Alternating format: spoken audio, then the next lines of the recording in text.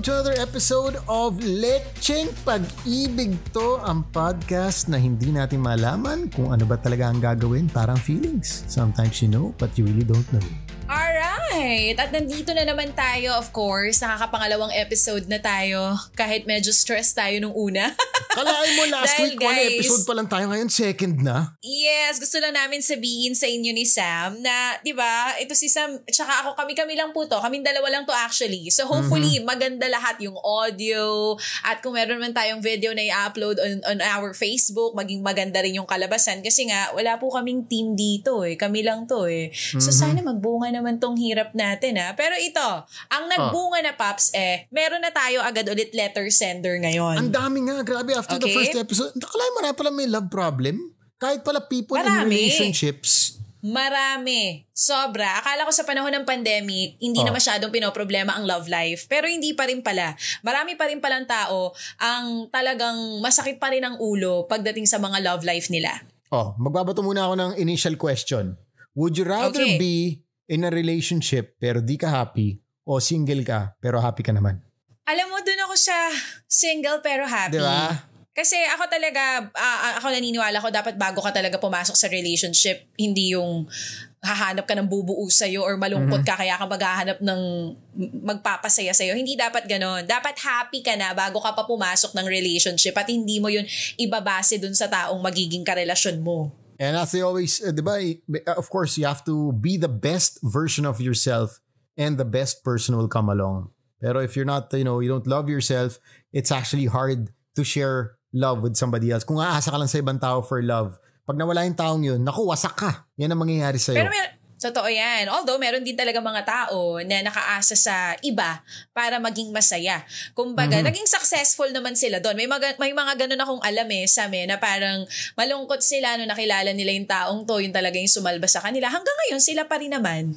Pero huwag naman sanang, success stories. Ginawa, di ba? Parang naghanap ng masasandalan lang nung una, hindi naman in-expect na seryoso talaga. Hanggang sa naging masaya naman. Pero dapat talaga, I think with any relationship, whether it's, you're relying on somebody else, always save some love for yourself. At yan ang pinakamahirap gawin minsan, lalo pag mapasok ka sa relationship. Alam mo dapat may 10% ako tinitira. Pero katulad ko, pag ako na in love, naku po, minsan all out. All out ka? All out ka? Walang natitira sa'yo? The only way to love is to go all out. Ewan ko, kasi siguro ako, Sam, nung nasaktan na ako ng gusto, talagang yan na naging pamantayan ko sa buhay. Magiging mas wise na ako sa pag-ibig. So, hindi pwedeng walang matira para sa akin. Nako, wisdom sa pag-ibig. Gusto ko yan, Nako, sinasabi ko sa'yo, nung time na yun, na broken hearted ako, nang sobra-sobra, nakakala ko talaga hindi na ako makakabangon. Wasakan levels, yung, di ba, alas 9 ng umaga kayo natatapos sa inuman, ganong level, sa sobrang sakit, saklap nung nangyari sa'yo. After that experience, sinabi ko talaga sa sarili ko, hindi na pwede maulit yung gano'n na walang natira sa akin. Kasi parang di mo alam kung paano ka babangon pag gano'n Diba? Yun nga, that if you put all your love into that other person or into something, some people, hindi nga tao, diba? They love, let's say, bahay nila. Yun na yung parang pinaka, nila. Pag nawala yung mga bagay na yan or yung person na yan, sobrang hindi mo na alam kung saan mo hahanapin sarili mo. Kaya I think that's very important, first and foremost. Save love for yourself. Kamusta naman tong ating tong letter na to? Ito, curious ako dito. Etong letter sender natin, Papi. Well, sinasabi niya dito sa sulat niya, medyo nabasa ko na siya. Sabihin ko lang sa'yo, nabasa ko na siya bago pa tayo umere ngayon. Sinasabi niya na medyo mababaw daw tong problema niya, lalo pa pag napakinggan ng ibang tao na sobrang lalim talaga ng problema when it comes to their love life. Pero ako kasi di ako naniniwala sa mababaw na problema sa love life, lalo pa pag paulit-ulit na nangyayari. Actually, mas delikado yon. Yung ang babaw lang tas hindi nyo nare-resolva. Ay, the small things lead to the bigger things. Diba? Whether it's good or bad. Diba? And minsan yan yung parang root ng problema. Oo, parang nahihiya pa siya mag-share ng problema niya at first kasi parang iniisip niya, nako, baka naman sabihin ng ibang listeners nga, babaw nito compared sa problema ko. Ano ba yung ate sinishare mo? Pero yun nga, yun yung muna yung gusto kong sabihin sa kanya at dun sa ibang mag-i-email sa atin ng mga problema nila. Okay, wag yung isiping mababaw yan. As long as pinoproblema mo yan, pakikinggan namin kayo ni Sam. So, eto lang.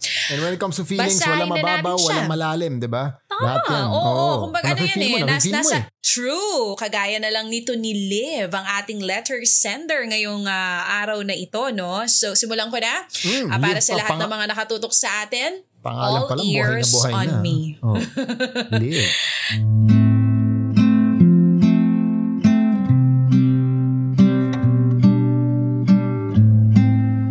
Dear Sam and Chacha, I am Liv, 35 years old and a mother of 3 kids.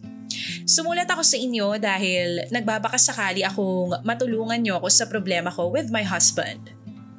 He's a great provider. Loyal din siya ha. May itsura din naman.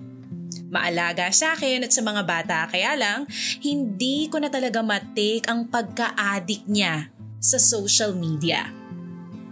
Naku Sam and siya whenever he's at home. Natamaan dyan. Eto pa, sabi niya, Sam and siya whenever he's at home, wala siyang ibang ginawa kundi tumutok sa cellphone niya. Konti na lang magkakapalit na sila ng mukha ng cellphone niya.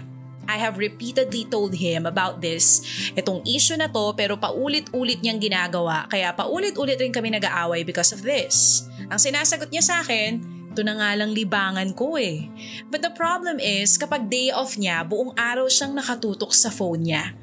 Sure naman ako na wala siyang ibang nilalande or chinat-chat na ibang babae. Nakikita ko naman yung mga social media accounts ng asawa ko. Open din siya sa password niya. Nabubuksan ko yung cellphone niya. Talagang nanonood lang siya ng mga kung ano-anong walang kwentang videos at nakikipag-usap lang sa mga friends niya. Mga YouTube. Pero kasi, ganun. Pero kasi, yung quality time naming mag-asawa, pati oras niya sa mga anak namin, nasabi ko nga kanina, 3 na, halos wala na because of social media. Meron pa ngang eksena na I wanted to make love with him pero alam mo ba, mas inuna niya pang mag-cellphone kaysa pansinin ako. Kala ko guming pero may ka-text, diba? Pero alam mo yung multitasking. Grabe yung haba diba? nagtitext sa pinush. Pero ang iniisip ko, kung pinush ba, naligayahan ka ba nun, Liv? O hindi mo rin bet yun? O ito pa, sabi niya, siguro yung ibang nakikinig will say na napakababaw ng problema ko compared sa problema nila sa partners nila. Pero Sam and Chacha, ito kasi yung tipo ng problema na kapag hindi nasolusyonan, nararamdaman ko lalaki at lalaki.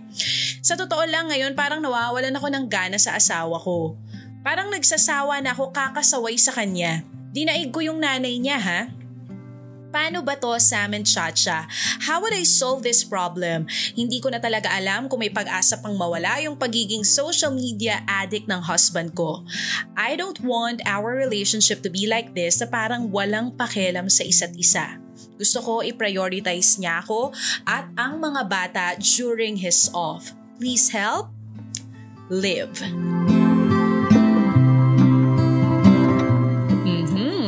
Alam mo, Sakto.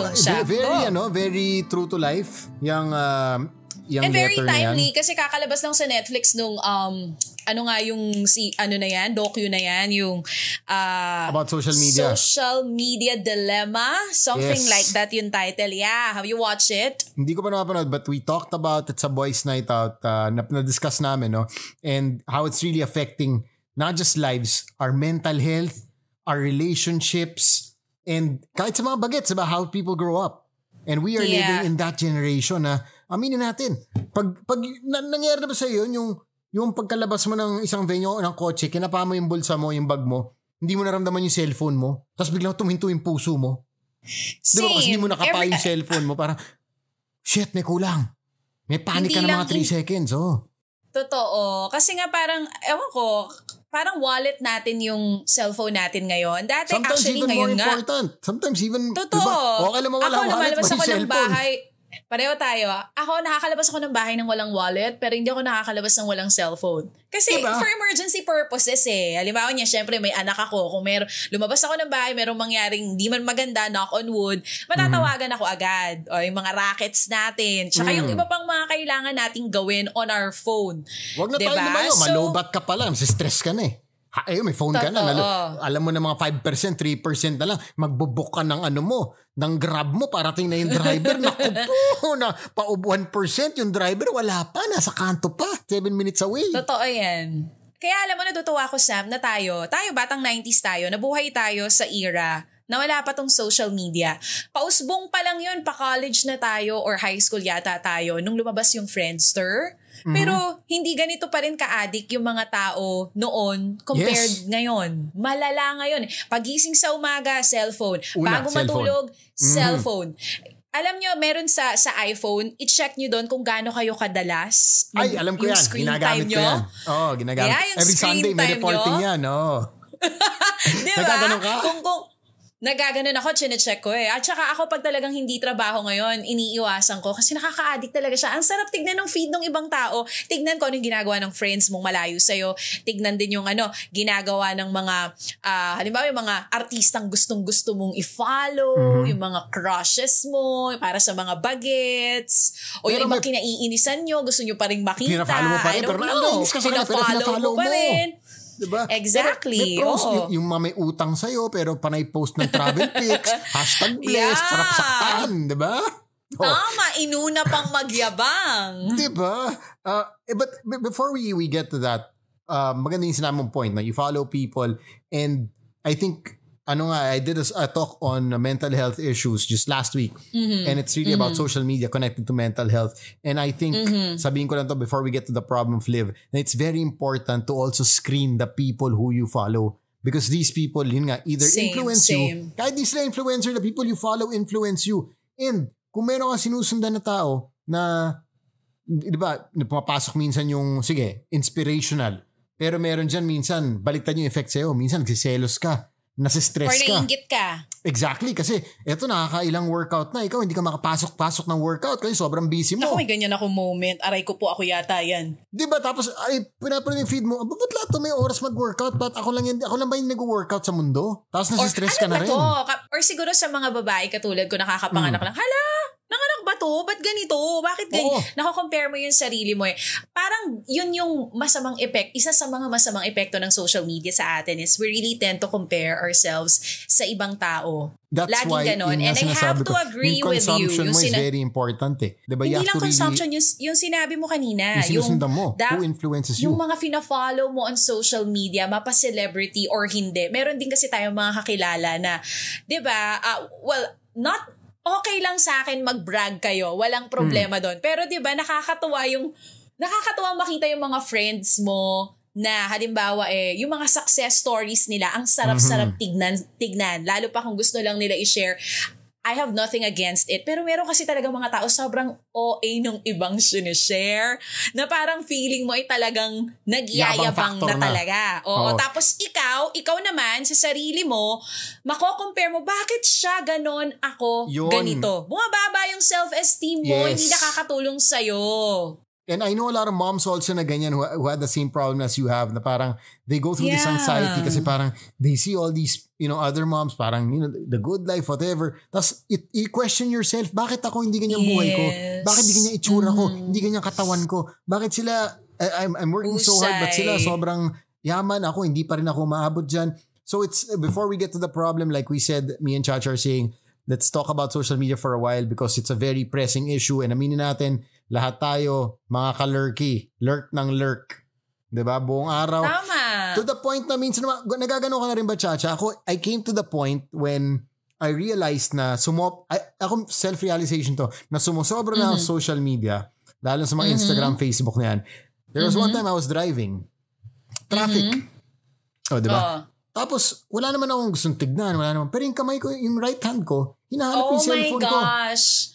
Tapos, nag-autopilot yung mga daliri ko, gumaganon sa Instagram. Pero, wala naman, hindi ko naman talaga tinitignan yung mga... Wala tinitignan. Pero yung kamay ko gumaganon. That's when I realized na there's something wrong to myself. Yeah. Sabi ko, okay, this is already becoming a habit. It's not even anymore me wanting to know what's there. It's just a habit na my hand has to be with my cellphone. I totally agree with you. Yung sa akin naman ang nangyari kung sa'yo while driving, ako naman ang nangyari sa akin is yung magkakasama kayo, nandiyan yung dalawang anak mo, wala kang work, tapos nandiyan yung asawa mo.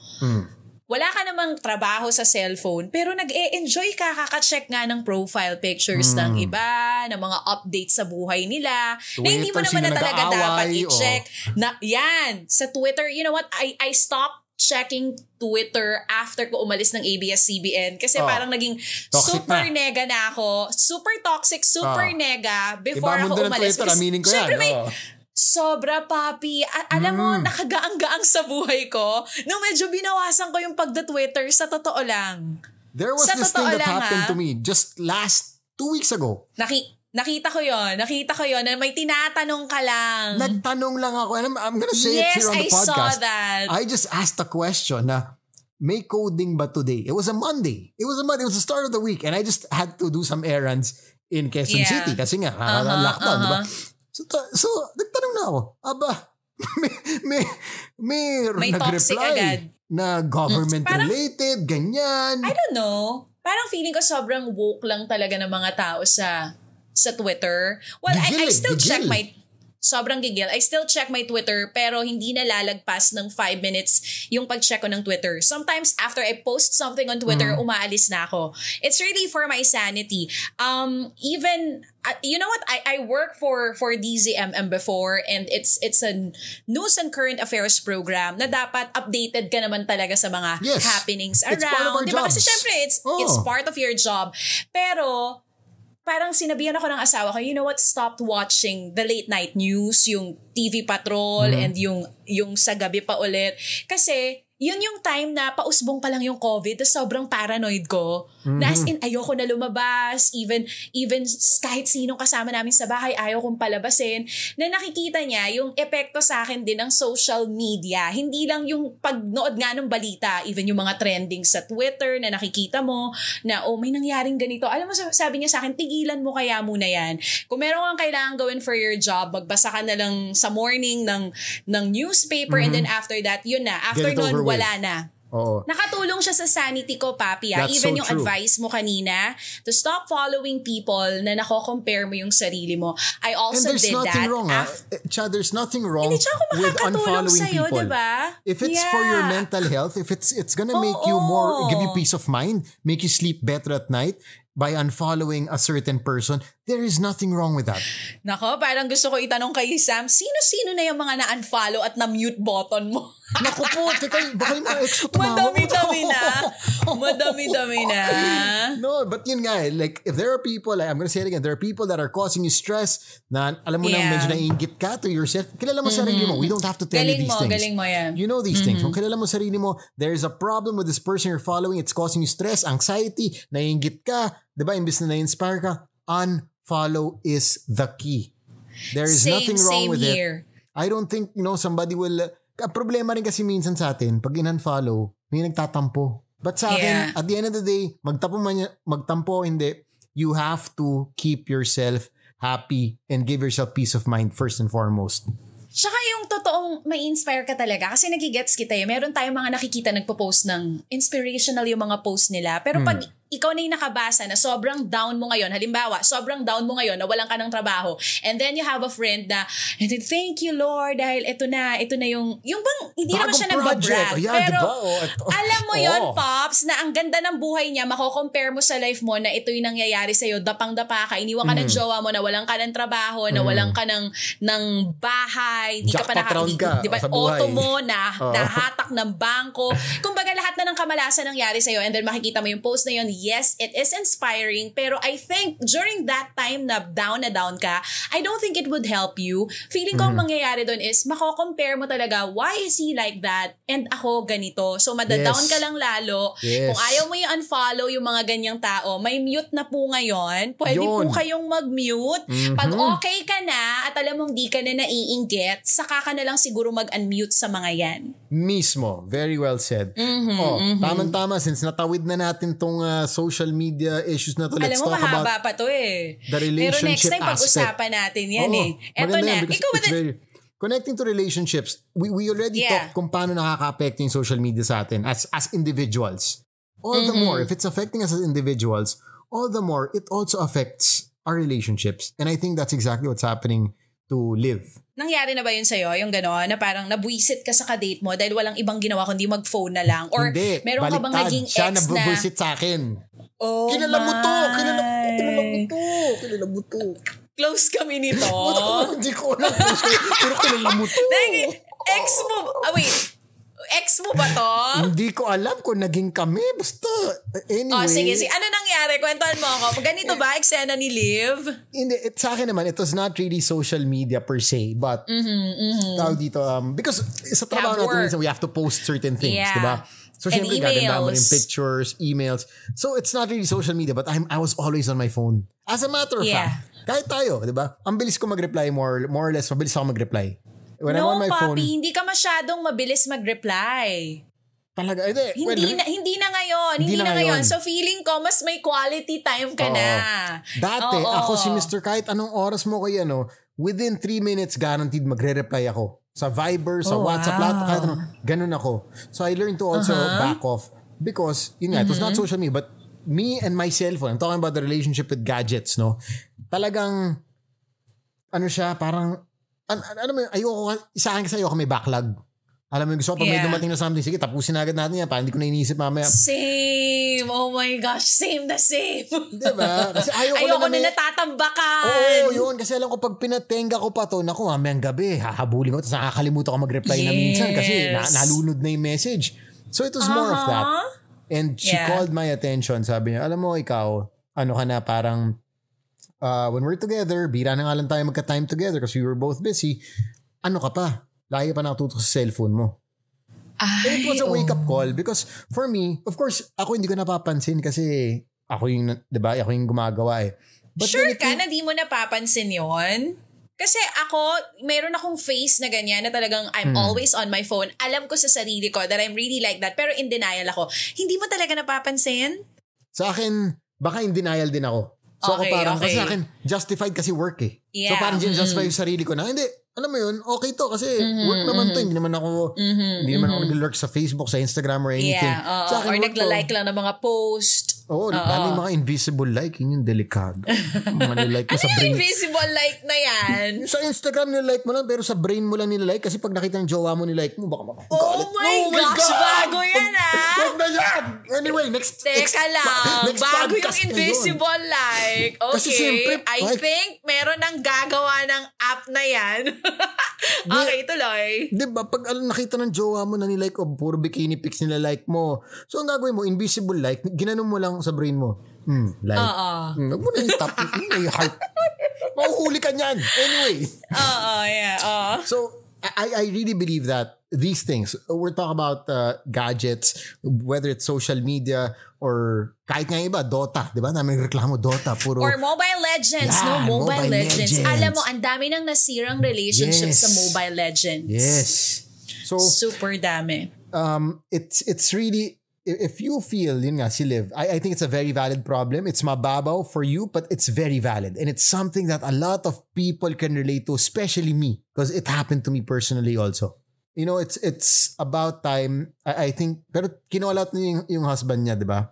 About it. Kinall out niya. Actually, paulit-ulit. Yun nga yung problema. Hindi niya na alam kung anong gagawin niya, yung letter sender natin. Kasi, ilang beses na niyang bringing up to. Pero dead man naman si husband. Kumbaga magsusorry ngayon pero mamaya gagawin pa rin. Okay, sige.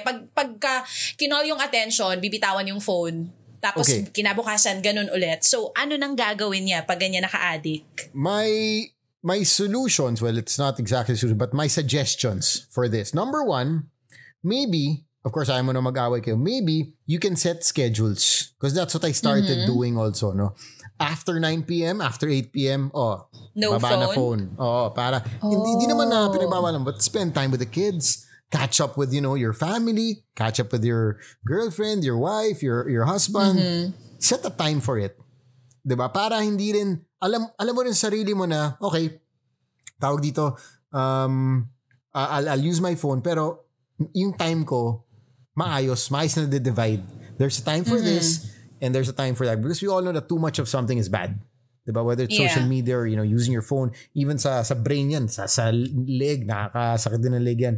So, that could be a suggestion that you might want to tell your husband, and you also follow it, diba? Let's say, 7 p.m. onwards, like I know a lot of families ngayon, pag dinner, bawal ang cellphone. Wala talagang phone, yeah. Diba? May mga kasi ganon. The last thing you want, kumakain kayo, tapos nagsi-cellphone lang yung, bira na nga magsamang pamilya, so may cellphone pa yung isa. So I think that could be a good suggestion to start with. Diba? Yeah. Schedule yun. Certain times of day na you guys will spend time together. And alam na rin na dapat yun na parang okay, baba na yung phone sa time na to. Kesa yung, di ba, buong araw, yan ka na naman, phone ka na naman. Create Tsaka something. nakakapagod yung gano'n Yes. Nakakapagod yung gano'n, yung paulit-ulit na sinasaway mo. So, better to make a system for it. In that way, hindi na mangyayari yung paulit-ulit na yan. Kasi understood na, di ba? You guys talk about it na this time, this is family time. Diba? Ang malala nga kasi dito, parang sinasabi niya dito sa letter niya na sinasabi ng husband niya, eto na lang ang libangan ko. And alam naman natin, syempre hardworking naman daw, sabi niya nga dito sa letter niya, na what if, yun nga, sinasabi na libangan lang naman ito and eto lang naman yung ginagawa niya dahil nasa COVID situation tayo. Stage pa tayo ngayon. So, di naman makakalabas si hobby, di naman makakapag-inuman with friends. May limit pa rin siguro dapat no? Hindi talaga dapat i-allow na pag day off, okay lang kahit ano yung gawin. Hindi porke good provider, carry lang na pag gusto niyang gawin to buong araw sa day off niya, hayaan mo na siya. Kasi baka sinasabi nung guy na, teka, nagbibigyan na ako ng pera, di naman ako nagkukulang Baka gumaganon kasi yung lalaki every time na kinukall nitong si ate girl yung attention ni husband. Pero yun nga I think with any relationship, with any life, it's all about balance. Diba? Yeah. Balancing, yun nga, your social media time, if that's part of it, your family time, your time with your loved ones, your time for yourself even, diba? Minsan we also need time for ourselves, that quiet time, time for exercise, time to eat, time to enjoy. I think, different compartments of life, pero lahat kailangan bigyan ng atensyon. Kasi pag yung isa sumobra, puro ka, let's say, puro ka trabaho. Sige, you might get all the finances you want, lahat ng diba, kayamanan, pero at one point, baka ma-neglect mo na yung family mo, yung friends mo. And that we've seen that so many times na parang, okay, ang dami mo ang nakikita, pero yung parents mo tumanda na. Diba? You haven't Sabi been able to spend time with them. Parang, true, too much of anything is a bad thing. Ako siguro sa akin, heart to kayo ng asawa mo kasi hindi na to makukuha sa simpleng, tama na yan, awat na yan, na everyday ninyong ginagawa. As in, sit down with your husband and tell him na hindi na ako natutuwa sa nangyayari sa atin. And also tell him na, alam mo, nawawalan ako ng gana sa'yo. Kailangan i-bring up niya rin yung part na, you know what, there was a time, naalala mo pa ba yun? Hindi ko alam. Kasi minsan, kapag ma-social media yung tao, malamang nung time na niyaya nitong si Liv yung husband niya to make love, malamang yung husband niya, pag pinag-usapan nila yon ngayon, hindi niya yun maaalala sa sobrang tutok niya sa social media kung ano man yung ginagawa niya during that time. So, sit down with your husband, talk to him, at sabihin mo sa kanya lahat ng mga hinaing mo. Kasi nga, hindi na to makukuha sa everyday na pag-call ng attention niya. Dahil masyado na siyang na-addict ng todo. Kung alam mo kung kinakailangan talaga, papi, na detox, social media parang, detox. No, parang magkaroon ng I don't know kung pwede natin siyang tawaging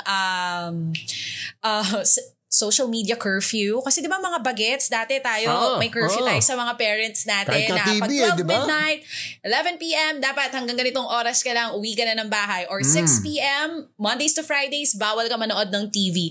I mean, kung dati nagagawa natin yun, I'm sure with social media, yes, merong magandang natutulong to sa atin. But I think, dun sa ibang tao, ang dami rin talagang hindi magandang epekto nito. Sobrang dami. Lalo pa pag sobra-sobra na rin yung gamit mo. At ito na ngayon nangyayari dito sa letter sender natin dahil apektado yung relationship nila, nawawala na siya ng gana sa asawa niya. Isipin mo ba naman, inuna ba naman yung social media kaysa sa sex? Ano to? Diba? And kapag tinatanggihan mo na yung sex dahil sa social media, malala ka na girl, malala ka na boy. Malala yan. And, it's, like I said nga, maganda nga yung setting a curfew, diba? So to speak, setting a schedule. May curfew. Yung 8 p.m. na sinabi mo, I think, okay na yon. Na dapat pagdating ng 8 p.m. onwards, pagtulog ng mga bata, meron pa rin quality time ang mag-asawa. Kasi, you know what, Sam? Pag nagkaroon ka na ng kunyari, nagpakasal na kayo ni girlfriend at nagkaroon na kayo ng mga anak, Iba medyo mas mahirap yung setup kasi meron kayong mga batang aasikasuhin. Kami naging problem namin yun ng asawa ko nung mga first few months, siguro mga hanggang 3 months nitong baby namin kasi nawalan na kami ng oras sa isa't isa. As in, ang tagal bago namin nag-sex ulit. Ganong level dahil super tutok lang kami sa bata. Siyempre, so, di ba, lalo na ngayon, tatlo yung anak nila. Pagod, puyat, sama mo pa yan. Tapos yung problema pa sa social media. So, kailangan na pag-uusapan talaga yan. Kasi naman, Diyos ko naman, hinindian na yung sex dahil sa social media. Ano kaya tinitignan ba naman mga videos ni Kuya doon? Napapaisip tuloy ako. Anong bang site yan? Baka naman talaga. Pero alam mo, Papi, okay din kausapin niya talaga yung husband niya and ask the husband, ano ba talaga yung tinitignan mo dyan? Pwede ko ba makita? Bakit parang, kasi buong araw ka dyan. Ano ba meron dyan? She did mention na may access naman siya to the may phone. access siya sa Facebook. Pero di ba kasi the feed, sometimes hindi mo na rin talaga alam kung ano yung kinawiwilihan niya exactly. Yes. Kasi I have a friend of mine, mag-asawa sila. Nung una yung husband lang yung addict sa Mobile Legends and then na-addict din yung wife. Ngayon, pag weekends, pag day off nila, sabay silang nagmo-Mobile Legends dalawa. Yun ang parang pero may quality time pa rin naman sila. May quality time pa rin naman sila. Kumbaga parang naging bonding lang nila yon. So, pwede mo sigurong itanong sa asawa mo, ano bang meron dyan? Magkakapera ba tayo dyan? Malay mo naman pala, vlogger na yung asawa niya. No? Influencer yan. Hindi mo lang alam. Influencer pala. 80,000 kada post. Wow, naku, Samo IG yun ha. Ay, mababa yun. Hindi mo 80,000. Next episode, alamin po natin, hanging question, magkano per post si Samo IG? Naku, ano lang saan? Burger King lang na cheeseburger. Basta ako masasabi ko lang, naging co-host ako ni Samo IG before. My gosh, guys. Guys, oh my gosh. But I do agree, communication is key, di ba? Kesa yung pagalitan siya, di ba? Create a system, kesa maging nagger, di ba? Na parang ayaw nyo ng ganong, kayo mga lalaki ayaw nyo ng ganon. Nagger? Ayaw nyo ng, hindi, sobrang, kahit naman kami ayaw namin ng nagger, pero feeling ko kasi ang tamang timpla sa mga lalaki para sumunod sa'yo is make lambing talaga. Hindi sa pagsigaw. Hindi nakukuha ang mga lalaki sa sigaw sa galit. Oo, magkakagantihan yan or something. Lambing talaga. State your feelings. It's very important to do that. Diba? Yun nga, hindi ako happy sa nangyayari. It's very important to come from an emotional standpoint. Para alam, kasi ang emotions, hindi mo siya pwedeng i-control na sabi mo, hindi ka naman dapat nalulungkot. Nalungkot nga yung tao. That means there's something wrong. Diba? Yeah. So, come from that standpoint na it's bothering me, nalulungkot na ako, parang feeling ko wala na akong partner sa buhay, I don't even have a husband. Kasi nga, yung husband ko nandyan physically, pero hindi ko naman... Pero hindi niya maramdaman. Hindi ko maramdaman. So, these things have to be stated in a very... yun nga, in the proper manner. Yung pag-uusap nyo, imbis na yun nga, magalit ka sa kanya, state it in that, ganun yung yung atake mo yun, ganun direksyon. Para he understands what you are feeling. That is the most important thing. Alam niya yung nararamdaman mo para bago siya magalit o mag-react ng wild, alam niya, ay teka, may nasasaktan na pala sa ginagawa ko. Tama. Pero matanong ko lang, kung nasabi naman sa'yo, nung ex mo na yan, yung girl na pinag-uusapan natin kanina about your social media usage. Baka nag-date lang kami. Ka-MU. Bakit naghiwalay pa rin kayo kung nasabi naman niya sa'yo? You know what, Sam? Tapos ikaw naman, compromise ka naman eh. Tinigilan mo rin naman. But di pa rin nag-work? Siya na yung na-addict. Meron.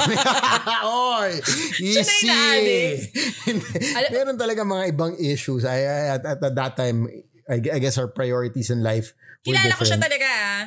Sinasabi baka Starts lang. with, ayoko na sabihin yung starts with. Sabi ko baka lang kilala mo. Sinabi kilala mo. Kilala baka ko lang yan. Kilala Your mo. mga sikat lang naman ang mga nagiging jowa talaga nitong si Sam. Pero your final words for Liv? Yun nga, Liv, your problem is very valid. Hindi siya mababaw. It's a real thing. And I'm glad you actually wrote about this because I'm sure a lot of people who are listening to this podcast probably have the same problem. Are going through the same thing. Siguro, I don't know, Paps, feeling ko may nakikinig sa atin ngayon mag-jowa or mag-asawa na, ganyan ka eh. Habang ngayon, nakikinig na, ayan, ganyan ka, ikaw yun. Ikaw yung jowa ni Liv. Maybe it's not social media, maybe it's yun nga, some hobby. Games. Diba? Games. Maybe it's sometimes even a sport or basta nasa sobrang motorcycle, ang daming lalaking addict sa motorsiklo ngayon. Diyos ko dahil. Wala na nga kinikita, ubos pa pera.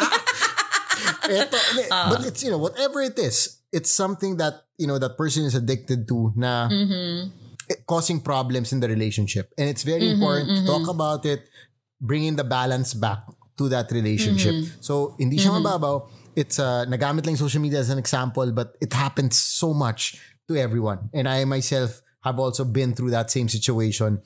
Kaya, I also did some measures to myself.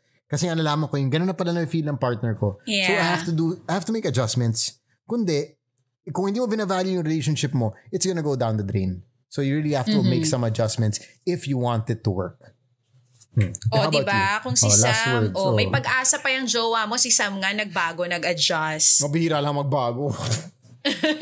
May pag-asa pa yung jowa mo. Sabi nga ni Sam, it's important na sabihin mo sa kanya kung ano exactly yung problema mo. I think that's the problem with other relationships, Pops, is because dahil feeling nyo mababaw lang yung problema nyo, nakagaya niyan, yung pagtutok nyo sa social media, pareho man kayong dalawa na magkasama tas hindi na kayo lagi nag-uusap or isa sa inyo yung partner ni Liv, ang problema is dahil pakiramdam nyo mababaw tong problema na to, hindi nyo siya pinagtutuunan masyado ng pansin hanggang sa lumaki na siya ng lumaki. So, Liv, talk to your husband. Tell him everything, as in lahat. Kasi sinasabi nga ni Papi kanina, hindi lang to about social media usage. Meron ding ibang tao na problema nila to ng partner niya. Sobrang addict niya sa ganitong bagay. Hindi ko alam kung paano niya kami magiging priority kasi hindi ko na talaga siya maramdaman. And I don't really think this is mababaw kasi yung ganitong klase ng problema, pwedeng magresulta maghanap talaga ng ibang lalaki tong si Liv. Doon talaga papunta yan I swear. Kasi hindi mo na na-feel na wala naman ng rep, doon tayo sa kapitbahay. Walang nagpapainit ng, tsaka diba sa sasakyan yung karburador, hindi na umiinit, hindi na napapainit ni Mister. So, tayo pa mga babae, simple lang naman yung gusto natin. Gusto lang naman natin yung na-appreciate tayo. And the fact na hindi mo na nararamdaman yun with your husband, sabi mo nga, sometimes parang wala na siyang paki sa akin at wala na rin akong paki sa kanya at all. So, medyo delikado to pag hindi talaga na pag-usapan. Akala mo lang mababaw. Girl, hindi to mababaw. So, right after mo kami pakinggan, please sit down with your husband and talk to him about this. May pag-asa pa to, girl. Kung kinakailang ikahon mo yung cellphone niya, ipaputol ang internet sa bahay. Ano paputulan? Para may mga bata. Kaya hindi pala pwedeng maputulan kasi may online classes. Kung kinakailangan lagyan ng curfew ang internet sa bahay. Yeah. You know what, Papi, I wish there's an app na ganon, na merong isa sa inyo na hindi sa bahay, halimbawa, merong isa sa inyo na hindi addict sa social media, na pagpatak ng 8 p.m., lahat kayo, mawawalan kayo ng internet, matulog kayo, ako lang ang may access nito. I don't know, pwede, siguro, merong pwede mag-create niya, no? Hilain mo lang yung plug ng modem, tapos yung problema sa bagay. mo. Kasi minsan pag marami kayo sa bahay, merong 8 p.m. onwards, ginagawa pa kailangan pa yung yung internet para sa trabaho. Meron naman marang mga kagaya lang nitong jowa ni Liv na, Diyos ko dahil, pampaantok talaga yung social media, umaabot ng 4:00 ng umaga. Kaka-lurk, sabi mo nga. Nakaka-lurky ang kaka-lurk nyo dyan. So please, Liv, don't take, he's taking you for granted, pero wag mong i-take for granted itong problema nyo kasi dapat masolusyonan agad-agad ito. Right? At next episode, malalaman na natin kung magkano ang purpose ni Sam. Wow, binalik doon. Naku po! Invite them. Paano sila makakasulat sa atin, Papi? Don't forget to send your letters in. Gaano kababaw, kalalim ng mga yan. Lecheng Pag-ibig to with the number 2. So lechengpagibig2@gmail.com. We're also on Facebook. We're on Instagram. Labas nyo na yung feelings nyo sa amin. Kami bahala. We're gonna try to read your letters, get to your love problems as much as we can. We can't always offer solutions, but we're always here to listen. Once again, my name is MIG. At ako naman po si Chacha. Thank you guys. Stay safe and always be good.